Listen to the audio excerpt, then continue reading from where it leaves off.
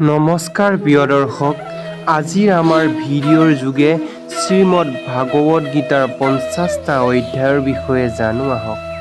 কোৱা হয় যে ভাগৱত গীতা কেৱল এটা ধামৰ বাবেই নহয়, বৰঞ্চ ইয়াক এইখন পৃথিৱীত সকলো মানুহেই পঢ়িব লাগে, বুজিব লাগে আৰু নিজৰ জীৱনত ইয়াৰ যথানুসাৰে জ্ঞানবোৰ প্ৰয়োগ কৰিব লাগে। ভাগৱত গীতাত মুঠতে ১৮টা অধ্যায় আছে আৰু এই ১৮টা অধ্যায়ত মুঠতে ৭০০টা শ্লোক আছে, যিবোৰ পঢ়াটো সকলোৰে বাবে অলপ কঠিন হয়। সেইকাৰণে মই আজি আপোনালোকৰ ওচৰত ভাগৱত গীতাৰ কেইটামান শ্লোক অসমীয়া ভাষাত বৰ্ণনা কৰিব বিচাৰিছোঁ। আহক বন্ধুসকল, ভগৱান শ্ৰীৰ চৰণত সেৱা জনাই এই গীতাৰ কথাখিনি আজি আমি হৃদয়ংগম কৰোঁ।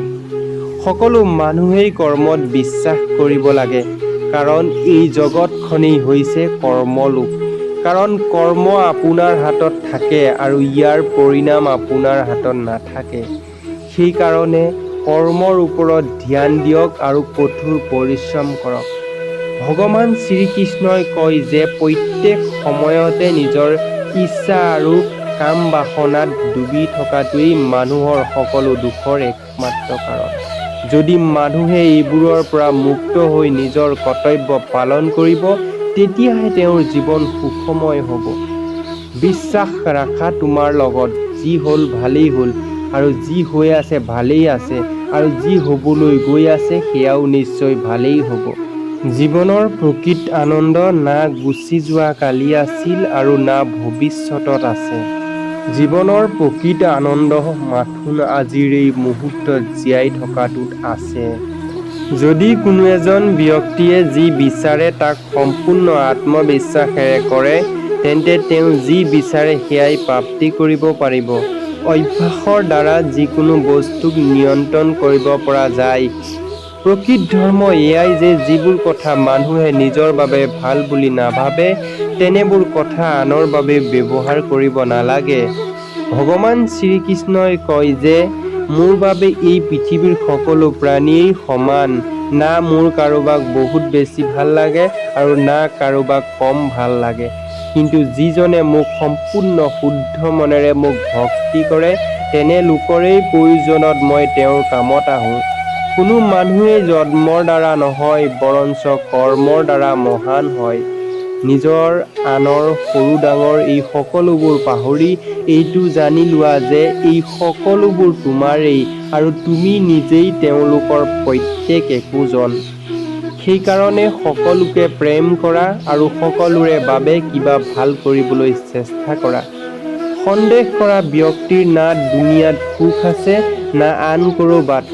সেইকাৰণে যি কৰি আছা তাকেই বিশ্বাস কৰা, নহ'লে যিটো বিশ্বাস কৰা তাকেই কৰা। যিজন মানুহে নিজৰ মনটোক নিয়ন্ত্ৰণ কৰিব নোৱাৰে, তেওঁৰ বাবে মনটোৱেই শত্ৰুৰ দৰে কাম কৰে। নিজৰ প্ৰয়োজনীয় কামবোৰ সম্পূৰ্ণ কৰক, কিয়নো বাস্তৱত কাম কৰাটো কিবা এটা কৰাতকৈ বহুত গুণেই ভাল। নৰকত ৩খন দুৱাৰ আছে, দুখ, খং আৰু বাসনা। নিৰন্তৰ চেষ্টাৰ দ্বাৰা এটা অশান্ত মনক বশ বা নিয়ন্ত্ৰণ কৰিব পাৰি। জন্ম হোৱাজনে মৃত্যু যে হ'বই লাগিব, সেইটো যিমানেই সত্য সিমানেই সত্য মৃত্যু হোৱাজনে জন্ম হ'বই লাগিব। বুদ্ধিমান লোকে সমাজ কল্যাণৰ বাবে বিনা স্বাৰ্থত কাম কৰিব লাগে। যেতিয়া মানুহৰ প্ৰয়োজনবোৰ বদলি যায়, তেতিয়াই তেওঁৰ কথা কোৱাৰ সুৰবোৰো বদলি যায়। মনে মনে থকাটোতকৈও ডাঙৰ একো উত্তৰ নাই, আৰু ক্ষমা কৰি দিয়াটোতকৈ ডাঙৰ একো শাস্তি নাই। এই পৃথিৱীত কোনোৱেই নিজৰ কৰ্মৰ পৰা কেতিয়াও পলাব নোৱাৰে। কৰ্মৰ ফলটো এদিন নহয় এদিন তেওঁ ভুগিবই লাগিব। সেইকাৰণে ভাল কৰ্ম কৰা যাতে ভাল ফল পাব পাৰা। অতি বেছি সুখত থাকিলে বা অতি বেছি দুখত থাকিলে আমি কেতিয়াও কোনো কামৰ সিদ্ধান্ত ল'ব নালাগে, কাৰণ এই দুয়োটা পৰিস্থিতিয়েই আপোনাক সঠিক সিদ্ধান্ত কেতিয়াও ল'বলৈ নিদিয়ে। যিটো হ'বলগীয়া আছে সেইটো হ'বই, আৰু যিটো হ'বলগীয়া নাই সেইটো কেতিয়াও নহয়। যিজনে এইটো কথা মানি লয়, তেওঁক দুনিয়াখনৰ চিন্তাবোৰে কেতিয়াও অসুবিধা নকৰে। না এই শৰীৰটো তোমাৰ হয় আৰু না তুমি এই শৰীৰটোৰ মালিক হয়। এই শৰীৰটো 5টা তত্ত্বৰ দ্বাৰা গঠিত হৈছে: জুই, বায়ু, পৃথিৱী, পানী আৰু আকাশ। এদিন আমাৰ শৰীৰটো এই 5টা তত্ত্বতেই বিলীন হৈ যাব। তোমাৰ কেৱল শৰীৰটোহে মাত্ৰ নিজৰ। সেইকাৰণে সদায় ভাল কৰ্ম কৰি যোৱা জীৱনত আৰু আগুৱাই যোৱা। ভাল কৰ্ম সেয়া নহয় যাৰ ফল সদায় ভাল হয়।